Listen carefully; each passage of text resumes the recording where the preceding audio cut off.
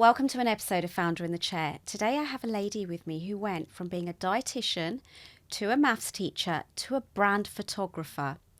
Today's guest has rewritten her story 3 times. She left the stability of her teaching job behind to build a business that helps other businesses show up and shine. The founder and creative force behind the beautiful moments. I'm pleased to announce Hetal Trivedi. Hi, Hetal. Hi, Rina. How are you? I'm good. How are you? I'm all right. Thank you. How do you feel being here? I feel nervous, but at the same time, I'm ready. So thank you so much for giving this platform and the opportunity. Thank you. And we're really excited to hear how have you rewritten your story 3 times? Shall we start from the beginning? Oh, yes. Yeah. I think I'll definitely try and cover the most nuggets from it because otherwise I feel like we'll be here for a day. Okay. But yeah, So I was born and raised in India. Okay. Belonged to a family of 2 siblings, both sisters, and my grandparents used to live with us as well. Right. So a family of 6 living in India, mostly in Mumbai side. Right. So my journey was back there. My dad used to work for Western Railways. Okay. And he used to get transferred quite a lot. So I literally didn't have a steady place where I've done my school years. Okay. So coming in secondary school, my dad finally was like, we're coming to the bits where I need to sit my board exams as per Indian education system. So we need to get steady somewhere. Yeah. So then we decided we'll move to this place near to Mumbai, which was a nice little lovely small town. Yeah. We lived there and my dad then started going to places for his work rather than we shifting as a family. Yeah. And in India, I think most of Indian population would be aware that majority of the education system there is private. Mm-hmm. So me and my sister both received private education throughout. And at one point, my dad's pretty much 1/3 of his salary used to go just in the education. So it was a tough time, but we made it work. And so for me, I think right from a young age, I wanted to be something, to be there for them. Yes. And I kind of felt like they lost living their life in order to raise me and my sister. You feel they sacrificed so much. Yeah. Aww. So that was always me. I always wanted to have a career. Yes. So I was one of those, you could probably call me a nerd in the school. Okay. So always like ready to learn and always like the best student a teacher could always have. Put your hand up. Yes, always. I was not one of those backbenchers or anybody, always eager to put myself out in terms of learning because I wanted to progress. Yes. So career was my main objective. And also I think my mum was a homemaker. Okay. And seeing her in the day-to-day chores and the sacrifices, I always wanted to have an identity of my own. Mm-hmm. Like I didn't want to be known as so-and-so's wife or so-and-so's mum or so-and-so's daughter-in-law. Which is quite traditional in the South Asian community or a lot of communities. Yes, yeah. Okay. Yeah. And so, but I think you're looking back at 1990s when I had that mindset, which was still quite developing in those day and age. I mean, right now, I think it's very common. But back in those days, this was still unheard of. Or like I was obviously way beyond my time. I always felt that. So I went to do dietetics at my uni. I did my graduation, did my master's. I even did research on developing diabetes and those sort of diseases that was still quite new, and there was more population was knowing about them. Yes. I used the World Health Organization's new approach modality. I was classed as the best research in the entire university. Got a cash award to the point where the WHO was ready to fund for my PhD. Wow. So I made a career, everything successful back in India, working as well. Yeah. And then comes the time where, it's like a linear progression model where, okay, now we need to start looking for a boy kind of stuff. She needs to get married. Yes, enough of studying, enough of this direction and obviously. And I end up meeting my husband. Okay. He is born and raised here. Yes. He was on his electives after his medical school. I think they had to do some electives, and he was on a world tour. I mean, I have got nobody, absolutely nobody at that point in time who's living abroad. Literally, my entire family was based in Mumbai. I'd never even traveled by an aeroplane. So you could see how things were. Okay. And so for me, it was like, no, I mean, I'm not too sure. Yeah. And my dad was quite a catalyst in all of this. Okay. He asked me a question. If you were to get married to somebody from India, Yeah. and if they then, after a few years, had an opportunity to move abroad, would you then say, oh, I'm going to now divorce you just because I can't move abroad? Good question. Yeah, I know, isn't it? And then the 23-year-old me at that Yeah, time was yeah. like, oh, okay, yeah, it makes sense. And if I which I did, he's a fantastic person, fantastic human being. So I was like, okay, I'm here in the UK, settling. How long have you been here now? 20 years. Okay. Yeah. You made the right decision then? Yes, I did. Yes, definitely right decision for getting married. Yes. But I think the system over here played a lot of the part in my journey to where I am now. So 3 parts to your story. Yes. So what then happened? So first part begins, I move here. I'm a dietitian back there, very recognized, had a career. I come here and straight away everyone starts questioning in terms of getting a registration because, okay, the qualifications in India, there weren't systems in place back then which could evaluate the qualifications at par. So in India, we do like A-level equivalents are till year 12. And over here, we do a year 13. So I was told that I haven't completed A-levels. Oh, right. And I was like, yep, it doesn't exist. Like year 13 just doesn't exist in India. Yeah. And how is that relevant to me working as a dietitian? Because technically I've got a degree and a master's. Yeah, yeah. And And it still wasn't good enough? No. Okay. So what did you do? So I had 2 years of battling, getting a registration for myself, to and fro. And we didn't have emails back then, 2004, 2005. So it was very difficult with couriers, like all sorts of documents coming from India, me sending to university. So much so that 2 years had passed and I just couldn't. I was so desperate. I was like, I want to go and work in Sainsbury's.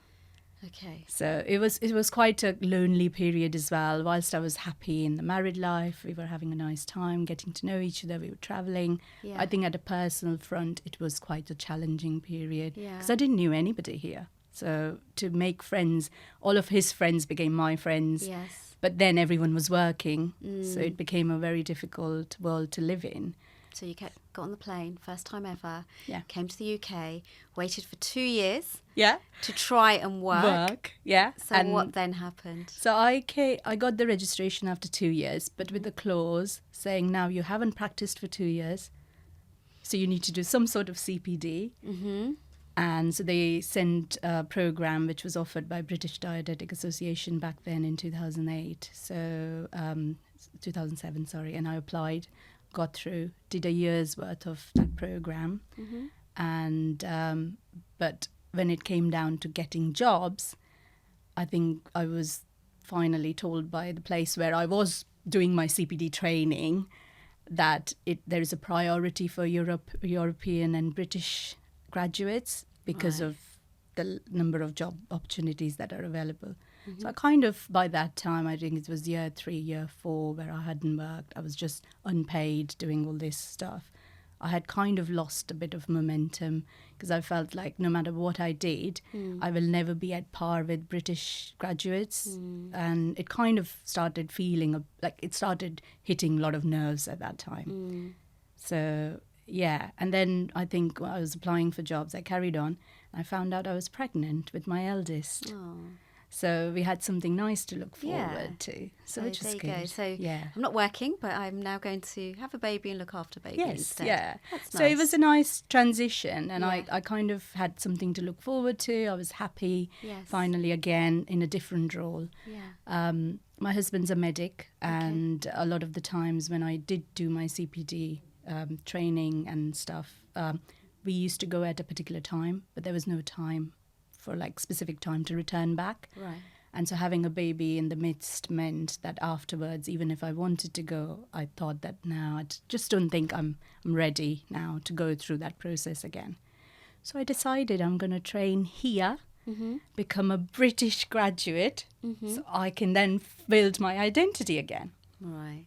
So that's when I applied for a teaching master's qualification at University of Birmingham, because we had moved by then over there. Yeah. So I did my teaching degree and I got a job in a school. So you're now a teacher, you're a mother, Yes. you've got your identity in the UK. Yes. How did you feel? It was amazing. I think 10 years, 2014 was when I started my job. And I still remember the date and everything. 10 years since I had left mine in India, I finally worked and got 10 years? Yes. In all of that midst, I finally got a paycheck or a salary. So, which is amazing. Yeah. 10 years, wow. Okay. Yeah. That's some story. You still a teacher? Yes, I do tutor. I do class myself as a teacher still. But I think what happened was, whilst I loved being a teacher and everything around it, I had my youngest in 2016. Yeah. And that's when my husband gifted me a DSLR. I was on mat leave. Okay. And it was my first ever camera. Okay. And I was just clicking around my newborn and having this nice time, being at home after work and on still being paid, so which is lovely. And then I felt like, oh gosh, he's spent so much, but all I'm doing is using it on auto. So how about I look for something which just teaches me how to use this camera? So I found that Birmingham Adult Education did an evening class every single week, 3 hours, and it was a beginner's digital photography class back in 2016, September. Okay. I enrolled onto it. Yeah. I had no idea that this is where my heart will lie. Yeah. And I just started and I loved it. I used to look forward to it, learn, and that just became one thing after another. I did so many courses after that. Even after going back to work, I would take time out to do workshops, take my camera, come to London, do the architectural workshop in London. Yeah, I've done loads. But it started fueling me because then I just didn't need anybody. I would go out with my camera, spend hours, come back, and I would be refreshed. So the camera started filling my cup. Oh. So that's how I kind of ended up. But COVID happened. I think COVID put a massive dent, regardless, in everybody's life in some way or the other. And for me, because my husband's a medic, his entire leave was cancelled. He was more in the hospital than he was at home. I was a teacher, which meant that we had online lessons. Yeah. I had 2 kids, one coming in secondary, one in primary. So again, even when we did go back, when things reopened, it was extremely difficult because we had this bubble system, if you remember, where one person had it and the entire class had to be sent. Yeah. And we were like all key professionals, but all in different areas. I was just not having the end of it because my class would be sent, then my eldest class would be sent, then my youngest, and I had nobody to look after them. So with no family support whatsoever, it was really difficult. So I decided to go part-time. I just couldn't cope up with everything. By that time, I had leadership responsibilities at school. So I said, let me go part-time just because it will give a good balance to the family, which is what was needed at that time. So went part-time, and then things started getting a bit sour at school. The political environment, landscape changed. I think there were a lot of political upheaval, funding issues, all of that, and because I was a part-time teacher. So I gracefully left. But then that, again, scarred me from going back into schools because I just felt like, what's the point? I've worked at this school now for another 10 years almost. And I just, I felt like I gave my life to a profession. And then, and it's at that time my husband renewed my entire camera kit to the most latest one. Oh, wow, okay. And he was like, look, I think you can do this. You can do this. Your heart lies here. This is what fuels you. We all can see the joy on your face when you are with your camera and you let your creativity out and stuff. Yeah. So that's how the business came into being. Like, I didn't think I could do business. And I still feel like the business side is something that I'm still learning every single day and evolving. But wow, I'm glad I reached here. So your camera is now your best friend? Yes. It brings Yep. you joy? Yes, totally. Okay. And so now you've got a company, Beautiful Moments. Yes. Okay. So do you do all sorts of photography? No, actually not. Okay. This is another thing. So when I said, I mean, my husband obviously knew, but when we told the extended family, because now my sister is here as well, my husband's brother, basically we've got an extended family here now. Nice. So when I told them that this is what I'm thinking, I think it was naturally understood that I'll be doing maternity or baby, or I'll be doing weddings or Okay. events, Yeah. and which is understandable. Yeah, And I was yeah. like, no, I'm not interested in any of those. So I still remember the look on their face, like, what is she on about? So Yeah. I said, no, I don't do it. All types of photography. I only do brand, which is specifically for business owners and mainly for solopreneurs and female-led businesses. Why did you choose that? So, in India, we were always told, just come, like, do your work, Yeah. and your work will speak for itself. Yeah. So no matter what work I did, no matter how much I achieved, it didn't speak for itself for me. Okay. So I felt like I lived in the shadows. Right. And a lot of the female founders feel that way, that they feel like they feel that their work is going to speak for themselves, but they hesitate to put themselves out. It's a difficult one. The way you're putting yourself out today. Yes, yeah, one of the first. So Yeah. so I want to shine light on those females who easily go unnoticed in the day-to-day with the type of work that they do, because I feel like everybody deserves a chance on stage. Oh, absolutely. Yeah. And that's one of the reasons Founder in the Chair was birthed as well. It's like everybody can come and tell their story. Everyone's got a story. But why is it only certain people get asked to come on a podcast? Not everybody gets a chance. So that's actually I can totally understand where you're coming from, because it's more or less the reason we're here today as well. Yeah. Okay, so female founders mainly. Mainly, yeah. Mainly, Yeah. okay. So you help them shine a spotlight Yes, on yeah. themselves Yeah. and their business. Yeah, and mainly through brand visuals. So I started off with photography. I've been a photographer for 8 years now.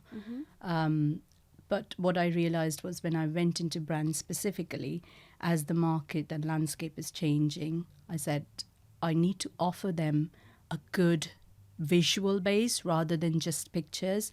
So I've just completed a videography course, because I do see the value of doing both for them. And my whole thinking is, if you have an opportunity in front of you, if I am setting you up for taking pictures, I might as well take videos at the same time. It's maximizing time and doing it so efficiently that you get a bank of content within a short amount of time. You're not having to think twice, okay, I need to do a photo shoot, or I need to get my visual, like, pictures done for whatever my setup is, my business, myself, and then go for another video. Why do that? Because as business owners, time is crucial. I think it's like a currency, isn't it? Time for is us? money. Yeah. Yeah. And you don't want to lose that time. Yeah, You're already dressed up. You're Yeah. already done your makeup. You Yeah. get both. Yeah. And that's where I have kind of started creating channels for that now. And do you think it's, in the current digital world, do you think it's really important for business founders to show up on video, in photos, for their brand presence? Yes, I do. I do think, yes. I class myself as a turtle. I've said this, yeah. Okay. So what I think is, when I say turtle, it sounds a bit bizarre, but the fact is, I understand that we can't always be confident every single day. Confidence is not something that comes once and stays with you. It has its own ebb and flows. And so there will be days where you would be absolutely happy and be your normal self to be visible. And then there will be days where you don't want to do it. But just accept that that is okay. And so I am like that, like a turtle. I'll show my face some days, and some days I am in my shell. And that's okay. I've come to realize that we all work in different way. But it is important to show up, to do come out whenever you are ready. But it is important. And sometimes you never know when you're going to be ready. So it's those sort of areas where I am looking into, in terms of, because it blends in well with confidence and a lot of other things. But I do tend to build everybody up together, even before the shoot, even before I picked up the camera. Okay. So they are ready. How do you do that? So I have a lot of pre-shoot phone calls with them, Right. Zoom calls. Okay. So I get to know them. I get to know by talking through them, and I arrange the calls in such a way that it's about actually knowing me as a person as well. So we speak for an hour. Sometimes there are 2 hours even before I've even picked up the camera. So my tutor, I'm also doing a course. Now this might be a bit off the topic, but I'm also doing a course with British Academy of Photography because at some point I want to get a degree out of it. Ah. So in the future. Okay. But one of the lessons, the first ever lessons, my tutor said, the camera only captures what the person opposite is feeling towards you. Interesting. And if you don't know me or if we haven't spoken ever and I Yeah. turn up with the camera, Yeah. you're not going to be yourself. Yeah. There's a guard there. Yeah. And I can totally see in the images, if I've done that, the images that I've taken in the first hour or the first few are usually not that good. Right. They are usually better towards the end of the session. When they get comfortable with you. Yes. Okay. Interesting. So why do businesses need brand visuals? I think in today's landscape, we all know that there are, I am a maths teacher, so I do look at statistics quite a lot. I do follow. So there are so many, I think, about like 5 million small businesses in UK in the recent, I think last year's statistic or something, and they are increasing. So we've got so many coaches, we've got so many photographers, we've got so many videographers. How do you stand apart if not for the visuals? Yeah, yeah. Yeah, absolutely. I'm a firm believer in, we've got social media, we've got websites, like there's so much noise out there. Like, how are you going to stand out? What's going to make you different? So, yeah, totally understand that. So what's the process of working with businesses for their brand visuals? Like, I know you said they get calls with you, you get to know them first. Is there anything else that you do? Yeah. So again, my belief is, whilst I try and maximize whatever we plan, I plan my shoots to the T. I think the teacher in me kicks in at that time because I had to plan my whole day with 30 kids. Every minute was planned, pretty much. Every lesson was planned. Yeah, yeah. So my shoots are planned like that. Okay. So if I'm doing a 2-hour shoot, you get Yeah. a Google document where it's a shared document. Yeah. And literally, if I'm going to start at 10:30, I would have written 10:30, you'll be wearing this outfit. We're going to be covering these scenes. Yeah. So the person opposite knows exactly what it's coming. Yeah. Because a lot of the times, if you are on the other side of the camera, Yeah. you sometimes think, because the photographer will be taking pictures or moving around, Yeah. and you just don't know what's happening. Yeah. You just don't know what to anticipate after that. Uh-huh. So for me, each of my shoot are planned to that sort of level of detail where every 15 minutes is kind of accounted for, that this is what we'll be covering, these are the shots we are trying to create. The other thing is, I don't just take beautiful smiling photos. That's never. So that is why for me brand photography became really important, because everywhere I saw, people are holding coffee cups and just like smiling, Yeah. with different nice backgrounds. Yeah. And whilst it's good, it did work. Yeah. I feel like we see too many of those now. Right. So again, for me, it's making sure what is the aim of this picture. Why am I creating it? So I've recently done a shoot with a lady who runs network groups across. She started building different network groups, and she came up to me saying, "I don't understand. How are you gonna, like? All I do is for other people. There's nothing from my brand perspective, because all I'm doing is facilitating spaces for network groups and stuff." So I ended up covering things like, she was against a tree. Now, tree represents a lot of things: growth, foundations, if you covered the roots, how high it is. So there are a lot of things that you can say just with that visual. Yeah. And then once you capture that visual, you can reuse it in a lot of ways. Yeah. But always make it relatable to what you want to say with it, rather than just a pretty Interesting. picture. Yeah. So Is that your USP, would you say? Yeah, I do create my own props. That's another thing. I think I Ah. used to do display boards for such a long time in school. Okay. So I bring my own props. So it could be as simple as just nice stenciled cutout words for your values that your business has. Oh, Or wow. it could be anything from, I did a human paper chain for the lady because she connects everybody.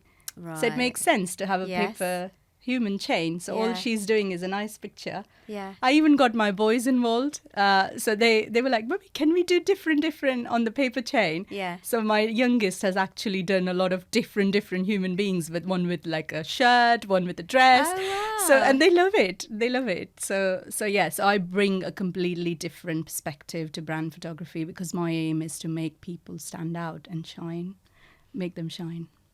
That's so nice to hear. Let me ask you a question, though. How do you feel about AI? Oh, good question. I do. I think this is the thing. AI, just like everybody else, we cannot escape it. Yeah. We do need to embrace it. But yes, there are certain risks around it because you can go a bit far and lose your voice. Because if you ask, I've done it, I've been a culprit of it as well. Because when you stare at a blank screen trying to create a social media post or an email or a blog letter for your business or even your website copy or something, you tend to put things in the AI and actually start that way. But some people say that it's better to put your own words and then start and things like that. I have mixed opinions about it. But you do tend to, if you do it so often, you somewhere down the line tend to lose your voice. So I think my opinion is use it, but don't forget that you have to use your own voice because that's what is going to make you stand out again. Yeah. So what about AI in the sense of people can just manipulate photos and I've seen all these apps where you can make yourself look like a business person or like anything, like literally can turn you into anything. Yeah. Do you think that's going to impact someone like you being a photographer in the future? I don't think so. Personally, I do feel because whilst AI can generate all of that, I think it still hasn't reached that capacity where I still see a lot of fake. That there is bits. It's too polished, almost like too perfect. Yes. And this is where photographers come into being because they are not going to make you look too perfect. You have to look human. So, but wouldn't you say like maybe the younger generation, that's what they expect to see, that really polished look. They're used to it and they'd be quite happy with it. Yes. And then there's some people who can't tell that it's an AI photo. Yeah. No, I think, what happens is with AI, I get it. I totally get it that sometimes it is maybe because I've got a creative eye and I see it, I can tell the difference, but not everybody will be not able everyone to. can, yeah. It is dangerous in terms of, yes, I've seen things like people putting their stuff as if they are in Malta or they're in Paris and all sorts of things like that to showcase that they're doing this, they're doing that. Yeah. But in reality, so I think this is where wearing my teacher hat, I think it's very important for parents to educate that to our children to have that critical thinking skills, which is where don't just accept everything that's shown, don't just accept.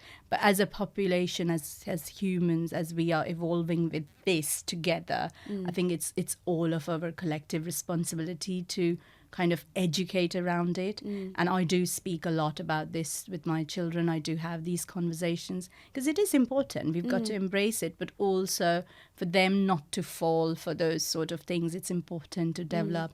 So it does. I think I try to see the benefits of it. So I'll give you an example. I think one of my friends, she's a wedding photographer, and she was covering a wedding in Scotland, and the weather was just absolutely horrendous.